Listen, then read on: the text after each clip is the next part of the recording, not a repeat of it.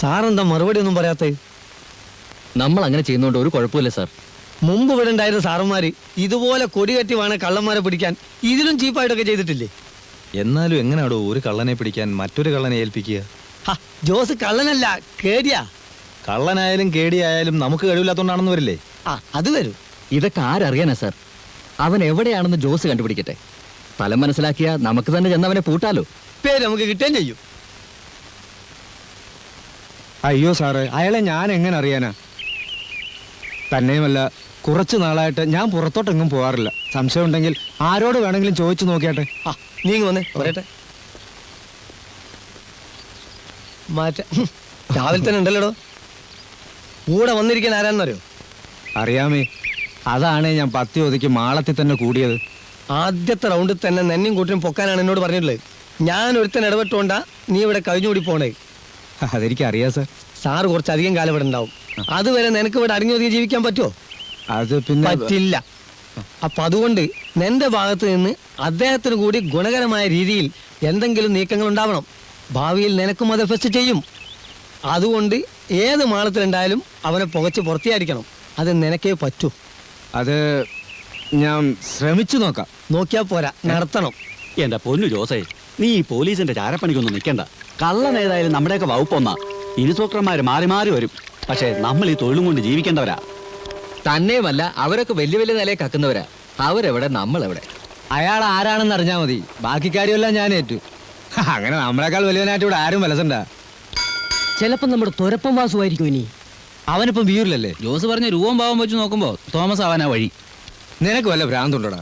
അവൻ ഈ തൊഴിലെല്ലാം നിർത്തി കല്യാണം എല്ലാം കഴിച്ച് പോണ്ടിച്ചേരില്ല. നമ്മുടെ ചീങ്കണ്ണി എന്തോ ജയിലിൽ നിന്ന് ഇറങ്ങിയത് കേട്ടു. ഇനിയിപ്പോ അവനായിരിക്കുമോ? അവരെല്ലാം നമ്മുടെ പോലീസുകാർക്ക് നന്നായിട്ട് അറിയാം. അവരാരും ആകാൻ വഴിയില്ല. അതും ശരിയാ. അപ്പൊ ആള് തീർച്ചയായിട്ടും വരുത്തനായിരിക്കും. വല്ല ബോംബെന്നോ കൽക്കട്ടയെന്നോ. എന്തായാലും ഞാൻ റെയിൽവേ സ്റ്റേഷൻ വരെ ഒന്ന് പോവാം. അവിടെ ആർക്കെങ്കിലും എന്തെങ്കിലും അറിയാവോ നോക്കാം. ജമാലേ, പോയ് അവിടെ നിന്നേടാ. നിന്നെ ഞാനിത് എവിടൊക്കെ തിരക്കി. നിന്റെ ഉമ്മാടി ചോദിച്ചപ്പോ നീ മാർക്കറ്റിൽ പോയിരിക്കാന്ന് പറഞ്ഞു. മാർക്കറ്റ് മുഴുവൻ മഷിയിട്ട് നോക്കി നിന്നെ കണ്ടില്ലല്ലോ. മാർക്കറ്റിൽ ഞാൻ നേരെ റേഷൻ പടിയിൽ പോയി. നിങ്ങൾ എവിടെയാ? എന്നെ മനസ്സിലായില്ല? ഇല്ല.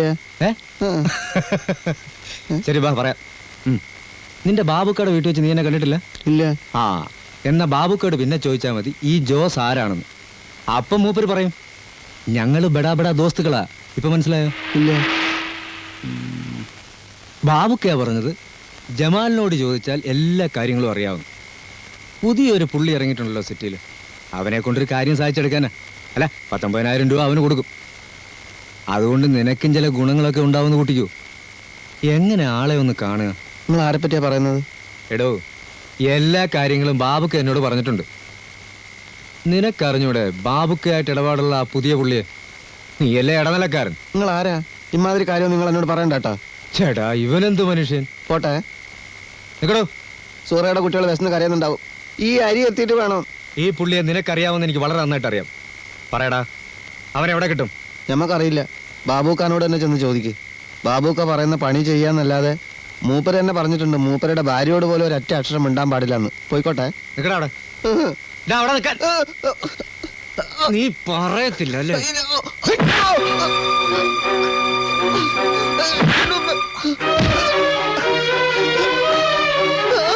പറയടാ.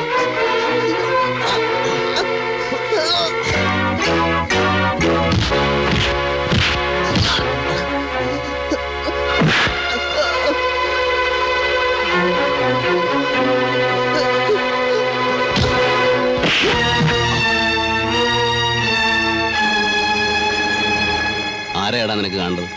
എന്നെയാണോ?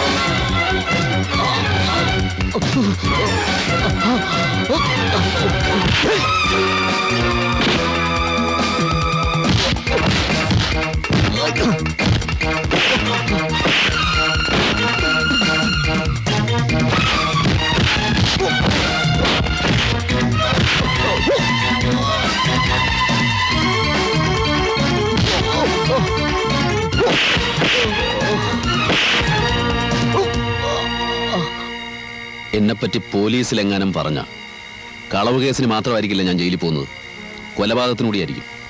നിന്നെ കൊന്നിട്ട്.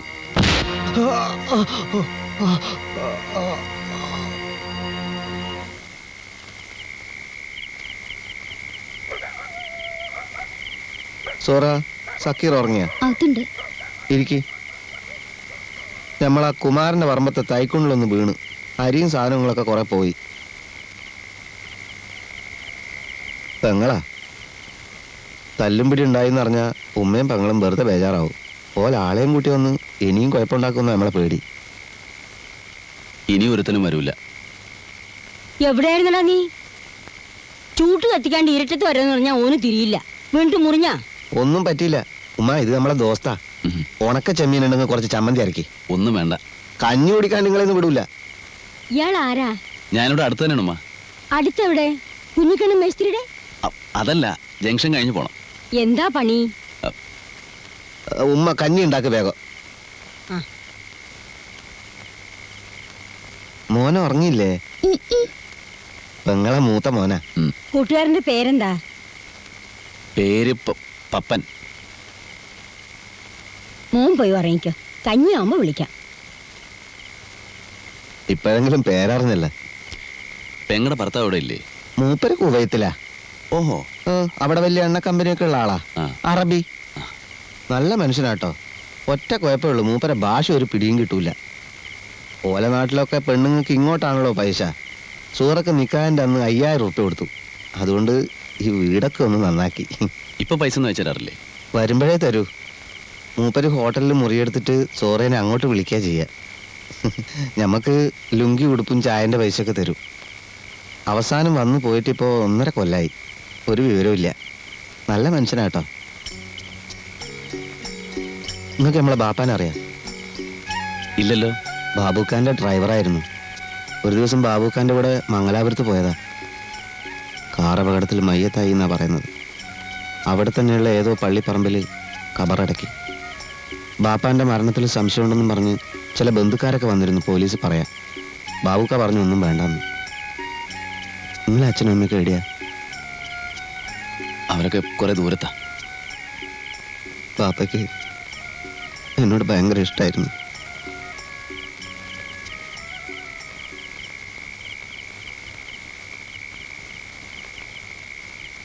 അയ്യോ, ഇതെന്താ പറ്റി?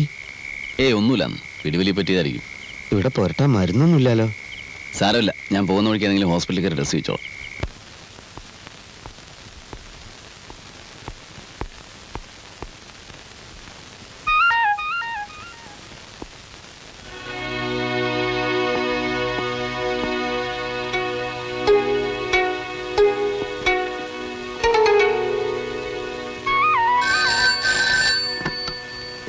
ഹലോ. യെസ്. എപ്പോ? Okay sir.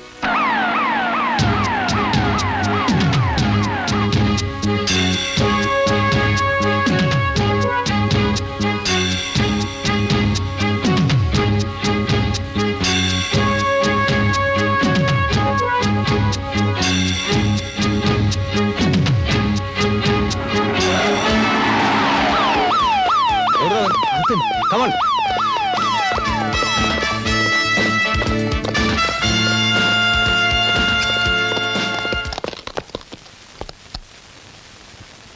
എവിടോ? ഇപ്പൊ ഇവിടെ ഉണ്ടായിരുന്നു. Follow me.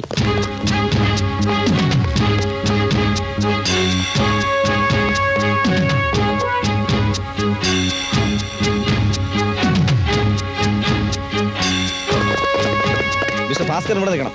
രണ്ടുപേരെ ഗേറ്റിന്റെ അടുത്ത് നിർത്തും. ഒറ്റയാളെയും പുറത്തു വിടരുത്. Come on. Go fast.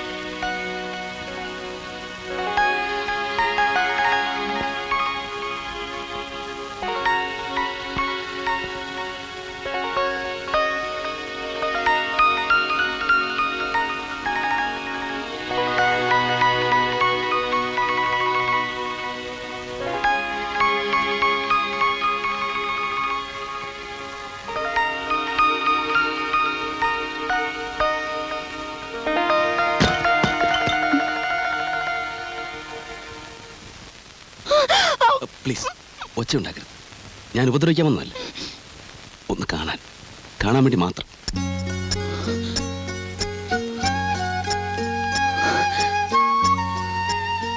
വിശ്വസിക്കാൻ പ്രയാസമാണെന്നറിയാം.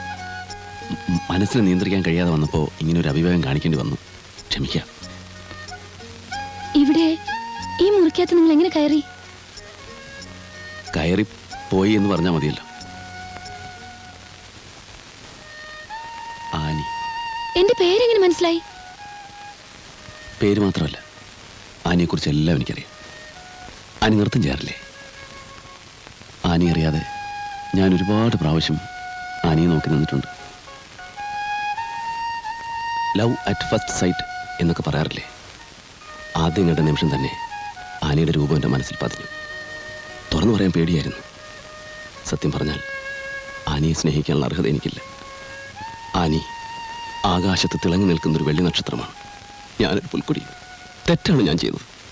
മനോഹരിയായ ഒരു പെൺകുട്ടിയുടെ മുറിയിൽ അവൾ അറിയാതെ കയറി ചെല്ലുക പൊറുക്കാനാവാത്ത തെറ്റാണ്. ആനി എന്നെ ശിക്ഷിച്ചോളൂ. ബഹളം വെച്ച് വീട്ടുകാരെ ഉണർത്തി എന്നെ പിടിച്ച് പോലീസിൽ ഏൽപ്പിച്ചോളൂ. മനസ്സിലുള്ളത് തുറന്നു പറയാൻ കഴിഞ്ഞു എന്നുള്ള മനസ്സമാധാനത്തോടെ ഏത് ശിക്ഷയും ഞാൻ ഏറ്റുവാങ്ങാം. ഇന്ന് ആനിയുടെ ബർത്ത്ഡേ അല്ലേ? അതെ, എനിക്കറിയാം. മെയ് 21 ഞാൻ ഓർത്ത് വെച്ചിരിക്കുന്നൊരു ഡേറ്റാണ്. അതുകൊണ്ടുകൂടിയാണ് എത്ര ബുദ്ധിമുട്ടിയാലും ഇന്ന് ആനിയെ കണ്ടേ തീരുമെന്ന് എനിക്ക് തോന്നിയത്. ക്ഷമിക്കുക. ഇനി ഒരിക്കലും ഈ തെറ്റ് ഞാൻ ആവർത്തിക്കില്ല.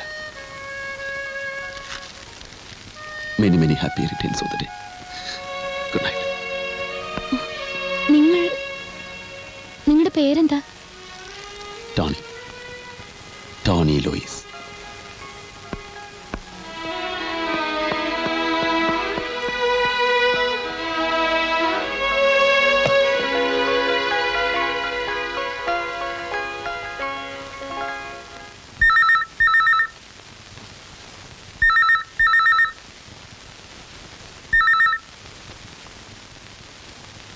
Hello, good morning sir. ഒരു രാത്രി മുഴുവൻ നഗരത്തിലെ പോലീസുകാർ ഒരുമിച്ച് വലവീശിയിട്ടും ഒരു ചിന്ന കള്ളനെ പിടിക്കാൻ സാധിച്ചില്ലല്ലോ സാറേ. മോശം. എവിടുന്നാണ് നീ സംസാരിക്കുന്നത്? എന്ത് മണ്ടൻ ചോദ്യമാ സാറേ ഇത്. ഏതെങ്കിലും ഒരു കള്ളൻ ഇതിന് മറുപടി പറയൂ? പിന്നെ എന്നു മുതലാ നമ്മുടെ പോലീസ് കള്ളനെ പിടിക്കാൻ വേറൊരു കള്ളന്റെ സഹായം തേടി തുടങ്ങിയത്? ഇത്തരം ചീപ്പ് മാർഗങ്ങളല്ലാതെ സ്വന്തം ബുദ്ധി ഉപയോഗിച്ച് കണ്ടുപിടിക്കാൻ ശ്രമിക്കും. അതാണ് അന്തസ്. കാണാം. ഇതെന്ത് ജോലിയാ സാറേ നിങ്ങളുടെ? ഇന്നലെ ആണെങ്കിൽ വന്നില്ല, മിനിയാന്ന് പകല് മുഴുവൻ കിടന്നുറങ്ങി. ഇങ്ങനെയായി ശരിയാവില്ല. സാർ ഒരു കല്യാണം കഴിക്കണം. കല്യാണം ഒന്നും എനിക്ക് പറഞ്ഞിട്ടില്ല എൻ്റെ ജാനകിയമ്മേ. ആരും പറയണ്ട. എന്തായാലും ഞാൻ സാറിനെ കാണാൻ തുടങ്ങിയിട്ട് കുറെ കാലായില്ലേ. ഓളത്തിലിട്ട പൊങ്ങുതടി പോലെയുള്ള സാറിൻ്റെ ഈ പോക്ക് അങ്ങ് നിർത്തണം. സാറാ സുരേന്ദ്രൻ മക്കീൻ്റെ മോളെ കണ്ടിട്ടുണ്ട്. നല്ല കുട്ടിയാ, നല്ലോണം പഠിപ്പുണ്ട്. സാറിന് ചേരും. ഞാനൊന്ന് അന്വേഷിക്കട്ടെ.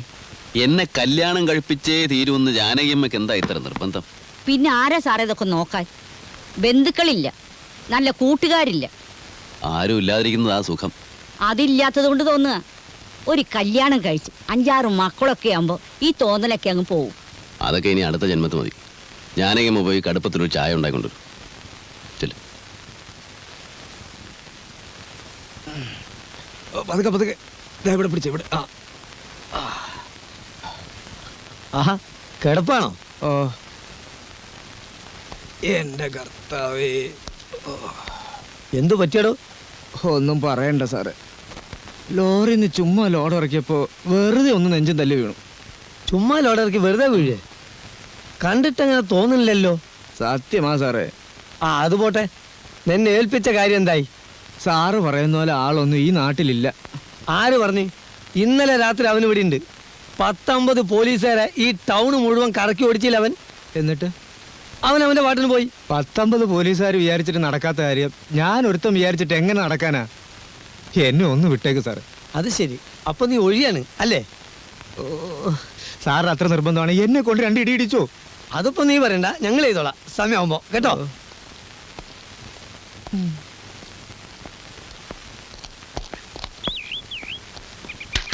സംഗതി അതൊന്നും അല്ല കേട്ടോ. മറ്റവൻ ശരിക്ക് പെരുമാറി കാണും. അങ്ങനെയാണെങ്കിൽ ഇത് വെറും സാമ്പിൾ മേടിക്കട്ടാ. 10, 12, 14, 15 നിലയുള്ള ഇനി പൊട്ടാൻ കെടുക്കുന്നുള്ളൂ പിള്ളേ.